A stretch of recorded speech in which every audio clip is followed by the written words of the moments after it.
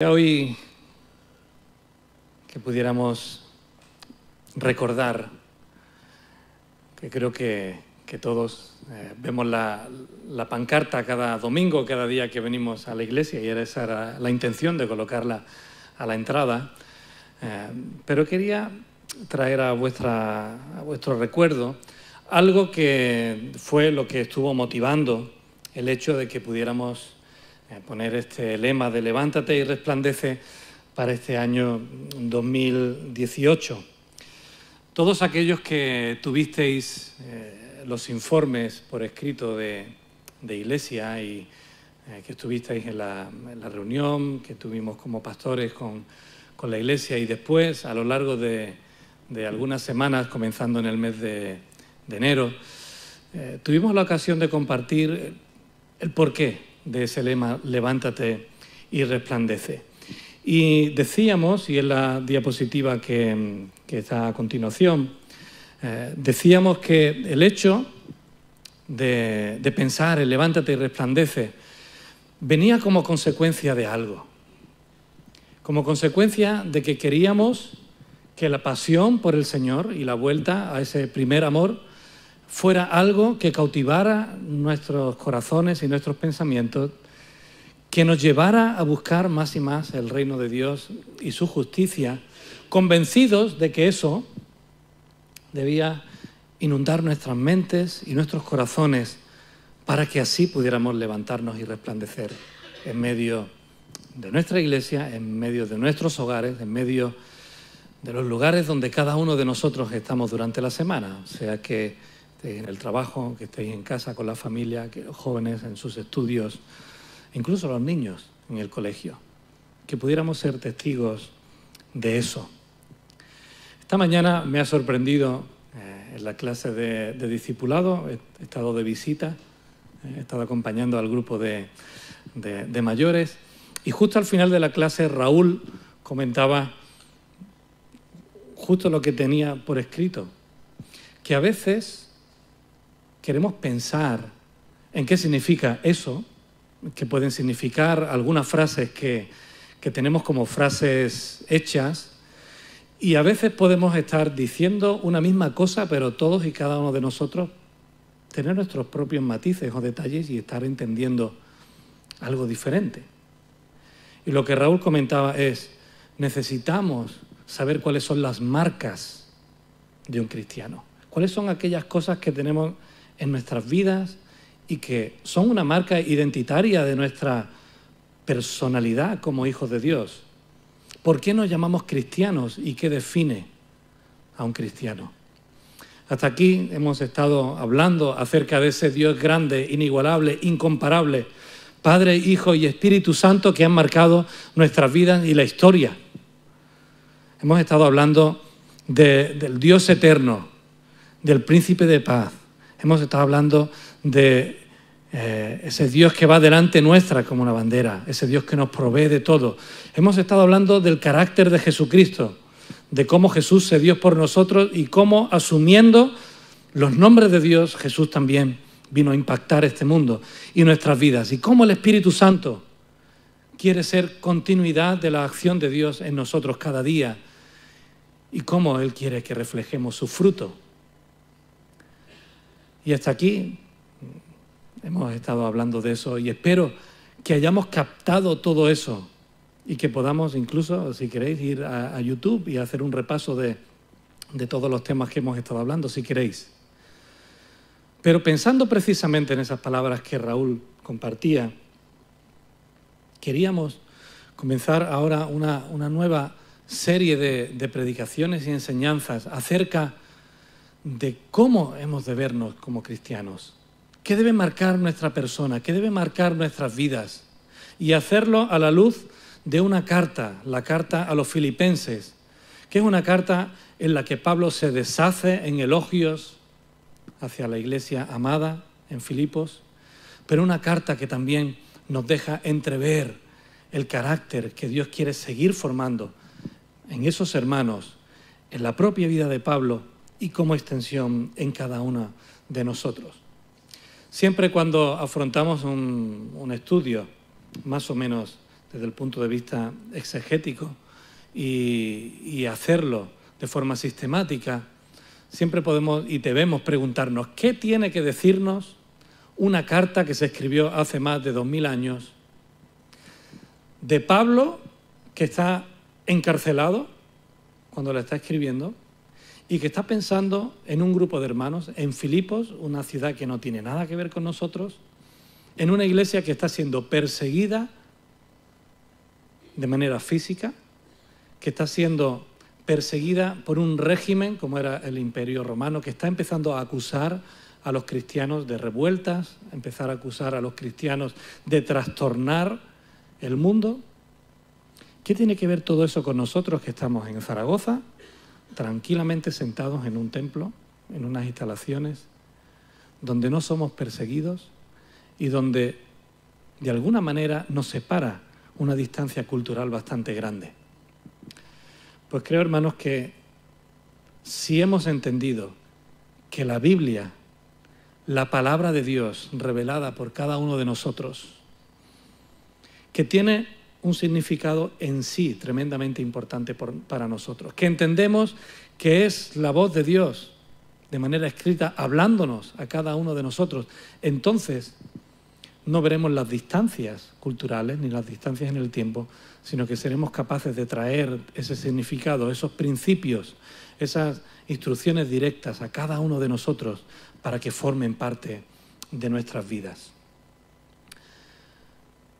Si hay algo que resalta en estos primeros versículos de Pablo, es que Pablo era una persona que tenía una vida de oración importante.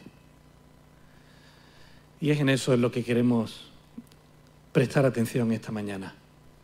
Como una de las marcas que deben definir lo que un cristiano es, lo que tú y yo somos como pueblo de Dios, lo que es tu vida y la mía aquí en Zaragoza en 2018, finales de mayo y principios de junio en adelante, debe ser que tu vida y la mía sean una vida de profunda intimidad y relación con Dios a través de la oración. Que nuestra iglesia tiene que ser una marca que se diferencie de todas las demás, si es posible, en cuanto a que su vida de oración tiene mucho que decir en cuanto a lo que hacemos tú y yo aquí cada día. Como dijimos cuando nos presentamos como pastores, que entendemos que la oración debe de regar cada una de las partes de nuestra vida de iglesia, cada uno de los rincones de nuestro edificio, cada uno de los rincones de nuestra vida, que todo lo que hacemos, sea cuando sea que lo hagamos, tiene que estar presidido por la oración. No como una actividad, sino porque entendemos que es una relación constante con Dios y que de ahí vamos a ser nutridos también en nuestras vidas. Por eso, lo que viene en esta mañana, lo que quiero compartir con vosotros es cómo la oración debe ser entendida, cómo vemos a Jesús orando y teniéndolo como una parte importante de su ministerio, cómo sus discípulos asumieron, y como se suele decir aquí en España, mamaron la oración de Jesús y cómo la pusieron también en práctica y cómo eso es un desafío para todos nosotros. ¿Oramos? Y le pedimos al Señor que Él abra nuestro entendimiento y que podamos entender a través de su palabra lo que Él tiene para nosotros. Así es, Padre.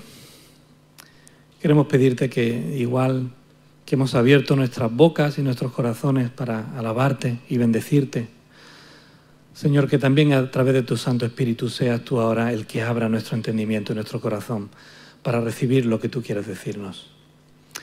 Señor, gracias porque de una manera que no llegamos a entender en su plenitud, tú has hecho que, siendo el Dios eterno, al mismo tiempo tú te inclines para oír el clamor de tu pueblo, para que podamos hablar contigo y decirte lo que hay en nuestros corazones, pero también, Señor, escucharte a ti a través de tus palabras, de tu Espíritu Santo, de lo que tú quieres decirnos a cada uno de nosotros. Por eso, Padre, ayúdanos a entender tu palabra, ayúdanos a entender cómo tú has obrado en la vida de otros a lo largo de la historia y cómo tú quieres, Señor, seguir teniendo esa relación especial y personal con cada uno de nosotros. Y te lo pedimos en el nombre de Jesús. Amén. Amén. Como decía, hermanos, vamos a seguir la carta a los filipenses, así que yo os invito a que si queréis durante la semana ir leyéndola, pues eso os va a ayudar a también tener contexto, porque no vamos a seguir un estudio bíblico al uso de cualquier comentarista, hablando acerca de la introducción, de quién la escribe, para quién la escribe. Todo eso lo vamos a ir haciendo los diferentes domingos que esté hablando acerca de esta carta. Pero sí que, como decía antes, hemos de tener en cuenta de que Pablo, el apóstol Pablo, está encarcelado, ya veremos dónde y cuándo y por qué, pero él está en la cárcel, allí de manera injusta, retenido en contra de su voluntad, y él no pierde el tiempo. Él está en la cárcel, pero él tiene en mente a cada una de las iglesias y cada uno de los hermanos, entre los cuales él ha estado predicando y compartiendo las buenas nuevas de salvación. Y en ese tiempo, pues él decide escribir a la iglesia que está en Filipos. Una iglesia que había surgido, si recordáis, como fruto de que él habla a un grupo de mujeres que está a las afueras de la ciudad, que se han decidido reunir para hacer algo concreto, y es para orar juntos, para tener un momento de intimidad juntos. Y es allí donde acude Pablo a hablar con ellas. Y se nos habla de Lidia. Y más tarde, porque Pablo empieza a hablar acerca de las nuevas de salvación, Pablo es llevado a la cárcel en Filipos y allí tenemos ese pasaje tremendo, ¿verdad?, de que Pablo es liberado de la cárcel y que el carcelero intenta quitarse la vida y Pablo le detiene. Pablo juntamente con Silas le detiene. Y es gracias a eso que este carcelero le lleva a su casa y le pregunta: ¿qué tengo que hacer para ser salvo? ¿Recordáis? Ese es el inicio de la obra en Filipos. Fijaos, un grupo de mujeres piadosas que oraban a Dios, un carcelero romano que entrega su vida a Dios y que juntamente con su familia y con los suyos deciden seguirlo. Y vemos rasgos en esta carta acerca de la composición de esa iglesia, judíos, gentiles, y cómo eso va a empezar a traer problemas, pero no me quiero adelantar. Eso aparecerá capítulos más adelante. Pero os decía que esta iglesia está empezando a ser perseguida y Pablo les escribe para animarles. Y fijaos qué manera más peculiar de animarles. Si tuviéramos algún hermano, algún pastor nuestro conocido en la cárcel, seríamos nosotros los que estaríamos orando por él, ¿verdad? Y Pablo le dice: yo estoy orando por vosotros. Estoy acordándome constantemente de vosotros en todas mis oraciones y le pido al Señor por algo muy concreto. Eso algo muy concreto lo veremos la semana que viene. Pero fijaos cómo Pablo, lo primero que casi sin decirlo le está diciendo a los hermanos en Filipos es que él ora por ellos y además que ora constantemente por ellos. Dice: siempre en todas mis oraciones, rogando con gozo por todos vosotros. Y ese siempre no es que siempre que oro me acuerdo de vosotros, sino que constantemente estoy orando y cuando me acuerdo de vosotros en mis oraciones, le doy gracias a Dios por cada una de vuestras vidas. Fijaos que en el capítulo 5 a los Efesios, y irán apareciendo estos textos en la pantalla, porque no es simplemente que se lo diga a los de la iglesia de Filipos, sino que eso formaba parte de la vida de Pablo. Dando siempre gracias en todo al Dios y Padre en el nombre de nuestro Señor Jesucristo. De nuevo, diciéndole ahora a la iglesia en Filipos: siempre estoy en oración. En el capítulo 6 le dice: orando en todo tiempo, con toda oración y súplica en el Espíritu, y velando en ello con toda perseverancia y súplica por todos los santos. Fijaos cómo Pablo nos anima a la oración en todo momento y después dice: persistiendo en ello. No como fruto de que hoy me acuerdo y lo hago, sino que la oración está integrada en su vida. Y aquí podríamos pensar, es que Pablo, ¿cómo lo hacía? Es que Pablo se paraba y allí donde estaba decía, uy, que me acuerdo de orar, ahora me paro, cierro los ojos y me pongo a orar. No. Es que Pablo entendía la oración como una relación continua y constante con Dios. Ese estar continuamente hablando con Él. Algunos autores lo llaman esa oración constante, de estar elevando nuestro pensamiento al Señor. Que vas conduciendo y te vas acordando y vas intercediendo por alguien. O que vas en la moto y vas hablando con el Señor. O que ves algo y dices, Dios mío, no como una exclamación sin sentido, sino como un deseo real de presentarle esa cosa a Dios. El hecho de tener a Dios continuamente en nuestro pensamiento y en nuestro corazón nos hace tener una disposición de hablar con Él de forma informal, no como una actividad donde me paro y me detengo, que siempre hay momento para eso, sino como esa relación continua de interacción con Dios. Fijaos cómo los filipenses, aparte de decirle eso, un texto muy conocido es el del capítulo 4, ¿verdad? Versículos 6 y 7. Por nada estéis afanosos, sino sean conocidas vuestras peticiones delante del Señor en toda oración y ruego, con acción de gracias. Y la paz de Dios, que sobrepasa todo entendimiento, guardará vuestros corazones y vuestros pensamientos. Cuando estamos afanados por algo, estamos preocupados por algo, es como si estamos hablando con nosotros continuamente, ¿verdad? Hay que ver esto, hay que ver aquello. ¿Y cómo voy a hacer esto? ¿Cómo voy a hacer aquello? Y Pablo dice, cambia tu pensamiento, cambia tu forma de ver ese afán. No lo tengas como una conversación rutinaria contigo misma, sino preséntaselo al Señor. Porque Él tiene cuidado de vosotros y Él sabe y Él os va a dar esa paz que necesitáis. A los colosenses les dice, perseverad en la oración, perseverad. Es decir, ir continuamente añadiendo más y más oración a vuestras vidas, velando en ella con acción de gracias. Por cierto que cuando en la palabra de Dios se usa el verbo velar, tiene que ver con la oración, con esa actitud de estar buscando al Señor continuamente. Orad sin cesar, le dijo a los tesalonicenses. Sin cesar, continuamente.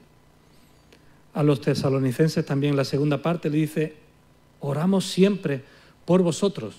Y ese oramos siempre por vosotros no tiene que ver, de nuevo, con que siempre que oro, oro por ti, sino que continuamente tengo una actitud de oración y continuamente os presento delante del Señor. A Timoteo, su hijo amado y siervo fiel, en Éfeso le dice, exhorto ante todo, te ruego ante todo, que se hagan rogativas, oraciones, peticiones y acciones de gracias por todos los hombres.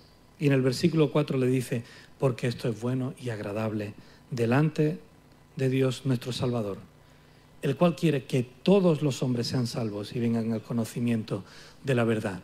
Fijaos qué motivo de oración más tremendo. Dios quiere que todos sean salvos. Y por eso como pueblo de Dios quiere que oremos en todo momento por todas las personas para que puedan llegar a entender y comprender el amor de Dios. ¿Os habéis preguntado alguna vez por qué hay tantos libros escritos sobre la oración?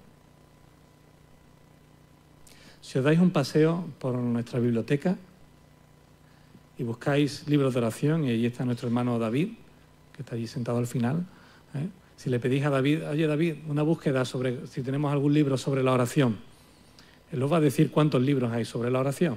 Si venís al despacho, tenemos algunos otros también. Si entráis en Google y vais a alguna tienda digital y buscáis libros sobre la oración, hermanos, hay tanto escrito. A veces te abruma. Y yo, cuando veo eso, siempre me preocupo y digo, ¿por qué de un tema tan importante y de un tema que debería surgir de nosotros de una forma tan natural, se tiene que escribir tanto? Para decir qué es la oración, para animar a la oración, para desafiarnos a cómo tenemos que orar, a cuántos temas tenemos que incluir dentro de nuestra oración, a por qué hemos de orar, a cómo actúa Dios a través de la oración. Dice Pablo Martínez que el conocimiento teológico de la oración lo que debe hacer es guiarnos a orar. No conocer mejor la oración, sino a que oremos. Conocer sobre la oración está muy bien. Que yo os diga todo lo que Pablo dice sobre la oración está fantástico. Os vais a convencer de que es un tema bíblico, muy bien. Pero si eso no nos lleva a orar, entonces de nada nos sirve, ¿verdad? Me gustaría compartir con vosotros unas cuantas citas de algunos libros que he estado consultando acerca de la oración. No para que sepáis que no son palabras mías, sino para que veáis en el tono en el que algunos pastores y autores hablan. ¿En qué consiste en realidad la oración?, se pregunta Hope McDonald. ¿Es en verdad una cosa tan complicada que los creyentes deben pasar toda la vida buscándola? Me agrada comparar la oración como una conversación entre dos amigos que se quieren y se comprometen y se comprenden mutuamente. A través de la oración es que vemos obrar en nuestras vidas y en la vida de aquellos por quienes estamos orando el amor de Dios y el poder de Dios, y esto nos vivifica espiritualmente. Se despierta en nosotros un más intenso deseo de pasar más tiempo en su presencia y de permanecer cerca de Él. La oración es la llave que abre la puerta a un mundo completamente nuevo, al mundo donde se vive en la activa y consciente presencia del Dios viviente. Llega a constituirse en el fundamento de todas nuestras actividades. El Señor Jesucristo dio su vida en la cruz, precisamente para hacer posible esa íntima relación.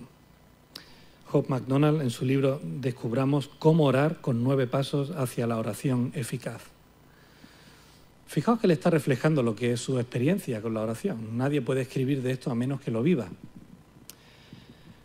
José María Martínez y Pablo Martínez, su padre, en el que es uno de los textos, uno de los libros que mejor hablan acerca de la teología y la psicología de la oración, en ese libro que muchos de vosotros tendréis, verde, Abba Padre, él menciona a John Millick Lockham, que, fijaos lo que dice, la oración es el factor vital de la fe. El creyente ora y el orante cree. Factor vital de la fe.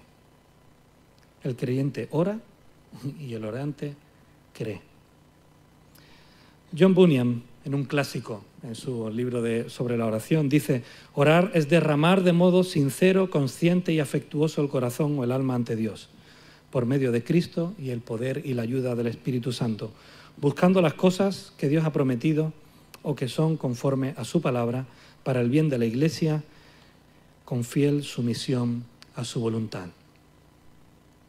Ave Simpson, Andando en el Espíritu, en su libro, dice: el misterio de la oración, y lo hace con exclamaciones, no hay nada semejante en el universo natural. Un ser superior y el otro inferior en perfecta comunión. Una relación familiar y con todo a una distancia entre lo infinito y lo finito. Un maravilloso vínculo es la oración que puede trazar un puente sobre el abismo entre el Creador y la criatura, el Dios infinito y el niño más humilde y sencillo.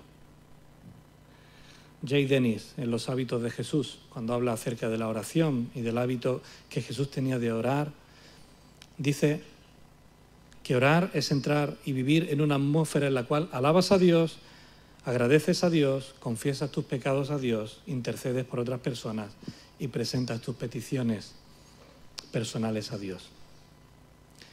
Y acabo con la cita del primer autor, de Hope McDonald, que dice: hemos hecho confusa una cosa que Dios ha querido que fuera verdaderamente hermosa en su sencillez. Y eso me llamaba la atención, porque a veces parece que al hablar de la oración estamos hablando de algo tan sumamente complicado, tan sumamente difícil de llevar a la práctica. ¿Qué hizo Jesús con la oración? Os invito a ir a Lucas, al capítulo 11, por unos segundos, porque allí encontramos en Lucas capítulo 11 una realidad. Dice, estaba Jesús orando en un lugar y cuando terminó, uno de sus discípulos le dijo, Señor, enséñanos a orar, como también Juan enseñó a sus discípulos. Y les dijo, cuando oréis, decid, Padre nuestro que está en los cielos, santificado sea tu nombre. Venga tu reino, hágase tu voluntad como en el cielo, así también en la tierra. El pan nuestro de cada día, dánoslo hoy. Y perdónanos nuestros pecados, porque también nosotros perdonamos a todos los que nos deben. Y no nos metas en tentación, mas líbranos del mal. Si hay algo que destaca de este pasaje, es en primer lugar que Jesús en este caso oraba. Y los discípulos sabían que Él estaba orando. Y dice que le dejaban estar a solas orando con el Padre. Pero que al ver el testimonio de Jesús orando, le pidieron que les enseñara a orar. Y ese fue por eso Jesús habla acerca de la oración y por eso les transmite lo que entendemos que es el Padre Nuestro. También en Mateo lo podemos encontrar en el capítulo 6. Jesús oraba y su vida de oración impactó a sus discípulos. Y ellos querían aprender a orar. Igual que Juan enseñó a sus discípulos a orar. Cuando vemos la vida de Jesús en los evangelios, si hay algo que nos dicen en Marcos 1:35 es que Jesús se levantaba temprano para poder estar a solas orando al Padre. Y también lo hacía por la noche, algunas veces toda la noche, como cuando oró antes de elegir a los apóstoles que vemos en Lucas capítulo 6. Oró por las personas, pero también oró con las personas. Y esto es importante para nosotros, porque a veces queremos orar mucho a solas y no queremos orar con los demás. Oró con las personas también. En Juan 17 encontramos la oración en la cual Jesús intercede por sí mismo, por lo que va a venir, por sus discípulos que van a quedar solos y también por los que creerán gracias a la palabra y al testimonio de sus discípulos. Oró antes de tomar grandes decisiones, después de una gran victoria, oró para vencer la tentación, oró para pedir fuerzas, oró para pedir guía al Padre, glorificó a Dios a través de la oración durante su ministerio, incluso antes de morir tuvo tiempo para elevar una oración de intercesión por aquellos que le estaban matando. ¿Recordáis? Padre, perdónales, porque no saben lo que hacen. Era a través de la oración que Jesús se perdía en intimidad con el Padre. Era allí donde conversaban, era allí donde Él percibía los deseos del Padre. Era allí donde compartían, donde Padre e Hijo sintonizaban en esa relación de amor. Y fue gracias a la oración donde Él podía expresar cosas como la que he puesto aquí en la siguiente diapositiva. Fijaos que dos palabras de Jesús en Juan. En el capítulo 5 y versículo 30, no puedo hacer nada por mí mismo. Según oigo, así juzgo. Y mi juicio es justo, porque no busco mi voluntad, sino la voluntad del que me envió, la del Padre. Si no fuera por la oración y por esa relación de amor de Jesús con el Padre, Jesús no podría haber dicho esto, ni tampoco lo siguiente. Todas las cosas que oí de mi Padre os las he dado a conocer. Por eso en Juan 15 Jesús dice que de la misma manera tú y yo separados de Él nada podemos hacer.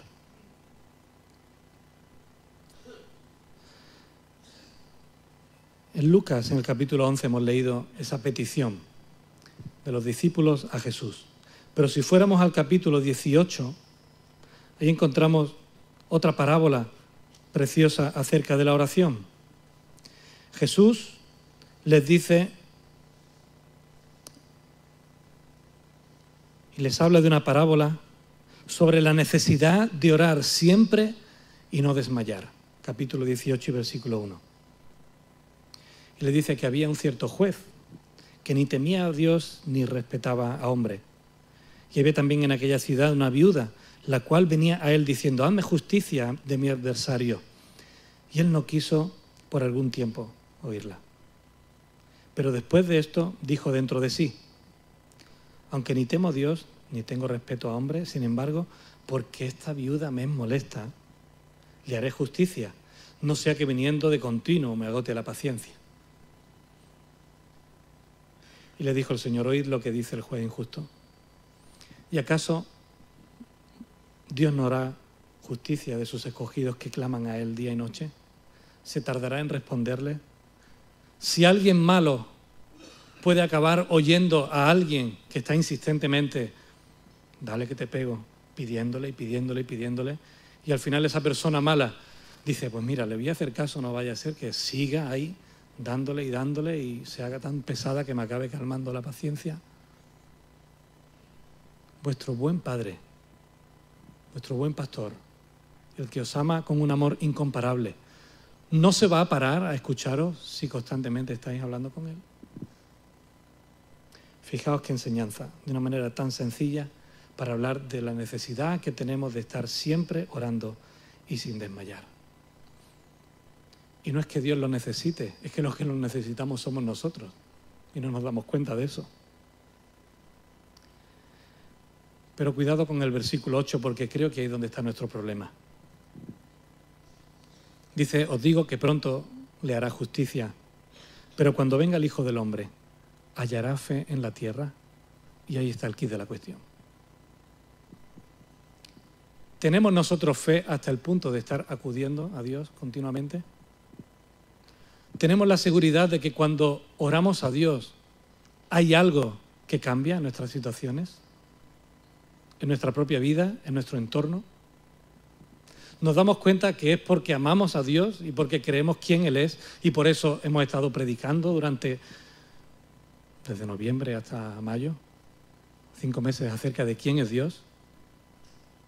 ¿Habremos aprendido algo lo suficientemente valioso como para ahora saber que tenemos que depender de Él y que tenemos que relacionarnos con Él? Porque si no lo hemos aprendido, rebobinemos y empecemos de nuevo. Pero no es mi intención. Para Jesús pasar tiempo con el Padre no era una actividad, sino toda una necesidad. Él necesitaba poner delante del Padre sus asuntos, su ministerio, su vida, sus relaciones, la vida de aquellos que compartían camino con Él. ¿Tenemos nosotros esa necesidad? ¿O es solo que el Hijo de Dios la tenía? Ni mucho menos, ¿verdad? La Iglesia, de hecho, aprendió a orar. Hablábamos de Hechos de los Apóstoles como Hechos del Espíritu Santo, ¿recordáis? Pero es que Hechos de los Apóstoles también puede ser leído en clave de las oraciones que vemos ahí. Empieza el capítulo 1 diciéndonos que tras la ascensión en Jerusalén, los discípulos perseveraban unánimes en oración y ruego. Son investidos del poder cuando vino el Espíritu Santo sobre ellos en el capítulo 2 y nos dice que de nuevo allí estaban, perseverando en las oraciones. En el capítulo 6 deciden elegir diáconos y ¿qué hacen? Se ponen a orar para que el Espíritu Santo les guíe en medio de esas decisiones. En Hechos 10 nos sorprende que cuando se habla de Cornelio, un hombre que era justo, piadoso y temeroso de Dios, el currículum que se nos da de él es que hacía limosnas al pueblo y oraba a Dios siempre. Y así podríamos seguir, hablando de oración individual y oración colectiva. Y parece que la Iglesia primitiva aprendió muy bien que era necesario también juntarse. Y que cuando se juntaban, el orar juntos no era una actividad que tocaba los miércoles o los jueves o cuando ellos se reunieran, sino que era una verdadera necesidad. El hecho de estar juntos, fortaleciéndose y orando, intercediendo al Señor. ¿Qué hay de nosotros? ¿Tiene el ejemplo de Pablo a los filipenses algo que decirnos? ¿Tiene el ejemplo de la Iglesia naciente algo que decirnos? ¿Tiene el ejemplo de Jesús algo que decirnos a nosotros? Pues me gustaría concluir con 2 citas de varios autores acerca de este tema, que también la voy a proyectar. Torrey, otro autor que habla acerca de la oración, dice: no hay nada de la Iglesia de hoy, en el ministerio de hoy, en que nos hayamos alejado del modo más lamentable de la vida apostólica que en el aspecto de la oración. No vivimos una vida de oración. No vivimos en una época de oración, sino en una época de ajetreo, de actividad, de movimiento, de técnicas y de planes, en que el hombre tiene confianza en sí mismo para conseguir las cosas. Y él llega a ser más rotundo y más duro en cuanto a esto. Dice, dejaos de historias. No necesitamos una iglesia más engranada. No necesitamos más ministerios que se unan a ese engranaje. Empecemos por despertar una vida de oración en nuestra vida, personal y de iglesia. Porque cuando eso inunde nuestra vida y la vida de nuestra iglesia, todo lo demás va a venir por añadidura, porque estaremos buscando el reino de Dios y su justicia por encima de todas las cosas. Y también en la vida de la iglesia habrá más cosas que no serán añadidas, pero primero lo primero. José María Martínez y Pablo Martínez sentencian: el debilitamiento de los cultos de oración en la iglesia, y hoy son muchas las que en el mundo occidental lo sufren, es evidencia inequívoca de que algo inquietante ocurre en la espiritualidad de sus miembros. Y esto ya hace algunos años que lo escribió. Este hecho debería ser una luz roja que obligara a estos, es decir, a todos nosotros, a detenernos, a autoexaminarnos y a renovarnos bajo la dirección del Espíritu y la de la palabra. Hermanos, ¿cómo es tu vida de oración? Esta semana hablaba con alguien acerca del examen. Y de que si queremos saber si estamos creciendo o no en el Señor, tenemos que evaluarnos a la luz de las marcas que la palabra nos da acerca de lo que significa ser cristiano. Y ese es mi objetivo. Poner delante nuestra diferentes desafíos y saber que tenemos que evaluarnos en base a ellos y cómo está nuestra vida en base a eso. Porque de eso se trata, el venir a la iglesia, como prediqué por primera vez, el crecer para después servir. Y si tenemos que crecer todos y cada uno de nosotros, tenemos que saber en base a qué. Y este es nuestro primer desafío, ¿cómo está nuestra vida de oración? Yo os admito que estoy 100% con lo que Torrey dice. Que yo también paso por momentos de ajetreo, de trabajo, de actividad, de movimiento, de cultos, etc. Y a veces donde más fallo es en mi tiempo de oración. Y que tengo que seguir orando al Señor para que me ayude a arreglar eso en mi vida. Como he puesto en el boletín y era totalmente intencional. Hay cosas que tenemos que cambiar para darle cabida a otras cosas. Y hermanos, si detectas que tu vida de oración es pobre, yo te recomiendo que evalúes tu día a día y que hagas los cambios que tengas que hacer para hacer que la oración sea una prioridad. Y que si te tienes que levantar un poquito antes, te levantes, y si te tienes que acostar un poquito más tarde, te acuestes, y si tienes que pararte a mediodía, te pares, pero que intencionalmente digas, voy a reservar este tiempo para orar. Así que si a partir de hoy os digo, este día no puedo quedar porque lo tengo reservado para orar, hermanos, no me... ¿vale? Tomarlo como que es lo mejor que puedo hacer por la iglesia, pararme para estar orando. ¿Pensáis que como iglesia estamos demostrando que estamos apasionados por Dios, por la forma en que nos reunimos para orar? ¿Pensáis que no debiéramos estar aquí el miércoles o el jueves o el día que decidamos todos juntos? Y que si tuviéramos que cambiar el día, la hora y el lugar para que estemos aquí, ¿sería algo bueno hacer? Ojalá el próximo miércoles no quepamos y de forma totalmente espontánea podemos decir, hermanos, no cabemos, nos vamos al templo. ¿Pensáis que sería algo bueno para vosotros y para la iglesia? No nos engañemos. Si esperamos algo de Dios, si queremos captar su voluntad, si queremos que grandes cosas ocurran en nuestras vidas, en nuestra familia, en nuestra iglesia, en nuestra ciudad, en nuestro barrio, no podemos hacer de la oración una actividad de segunda. No podemos decir, sí, el culto de oración está el miércoles, pero que ya vayan los que les gusta orar. Sí, yo sé que hay minigrupos, pero que vayan los que puedan y quieran, porque yo tengo otras cosas que hacer mejor que reunirme para orar durante la semana. Hermanos, minigrupos y cultos de oración hay toda la semana, todas las horas casi. Hay los martes, hay los miércoles y hay los viernes. Los jóvenes tienen un grupo el jueves, el sábado se reúnen, oramos. Si vienes a cualquier actividad vamos a estar orando juntos. El domingo es una oportunidad para orar. Y por eso creemos que es bueno mantener esas actividades, porque fomentan la oración íntima unos con otros y la oración todos juntos por la Iglesia y por las necesidades de la Iglesia y por nuestros enfermos y por nuestros niños y por nuestras familias. Y cada miércoles oramos por algo diferente y todos los miércoles oramos por algunas cosas que son recurrentes. Y si nos reunimos en cuerdas de amor para orar por los que no están en la Iglesia es porque les amamos y creemos que Dios tiene algo grande que hacer todavía en sus vidas. Si no, no nos reuniríamos para orar. Pero hermanos, yo creo que la fe sigue moviendo montañas.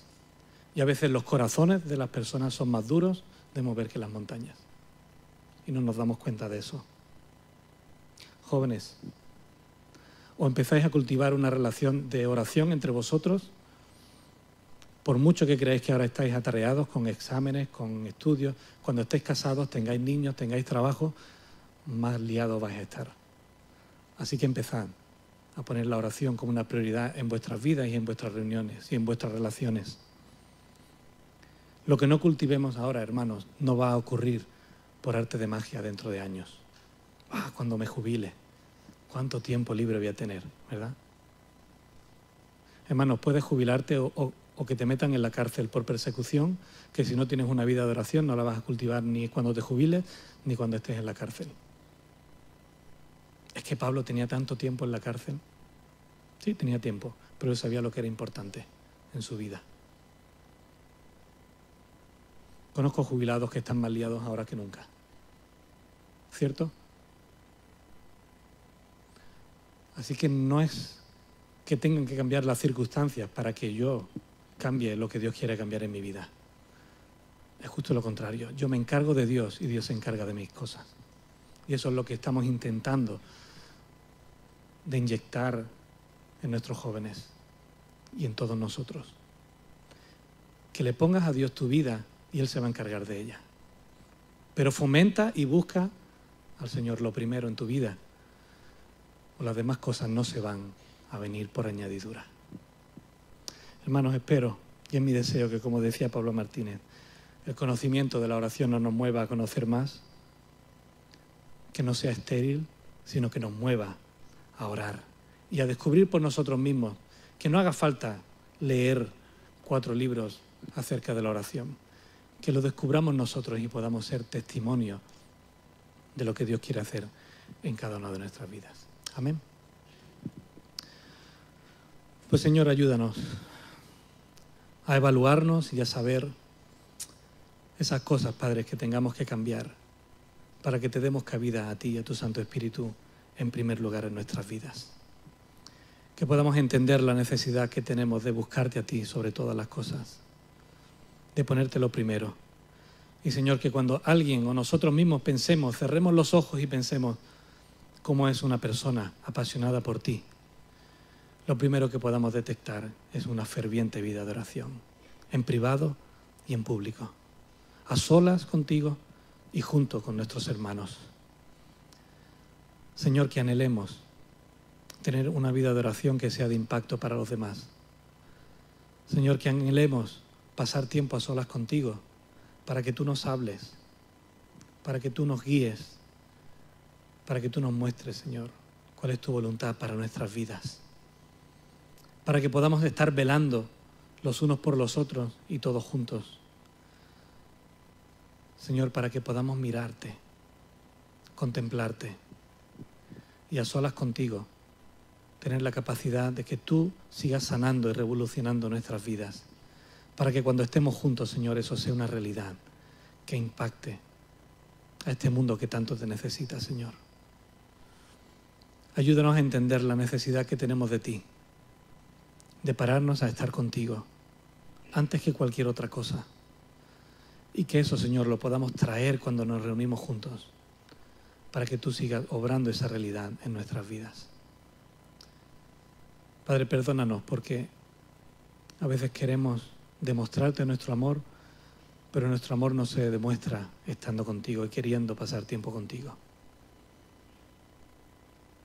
Señor, perdónanos porque a veces dejamos que desear y solo acudimos a ti como niños caprichosos para pedirte por la chuche o por aquello que nos hace falta en el momento. Señor, ayúdanos a hacer de la oración algo que marque una diferencia en nuestras vidas, Señor. Y gracias porque sabemos de que tú quieres, Señor, estar con nosotros, de que tú quieres inclinar tu oído a nosotros, de que tú quieres traer todas las bendiciones, Señor, que tú has preparado para nosotros, y que eso no se consigue a base de retorcerte el brazo, sino a base de estar contigo y dejar que tu corazón, Señor, sea parte del nuestro y el nuestro parte del tuyo. Te lo pedimos en tu nombre. Amén.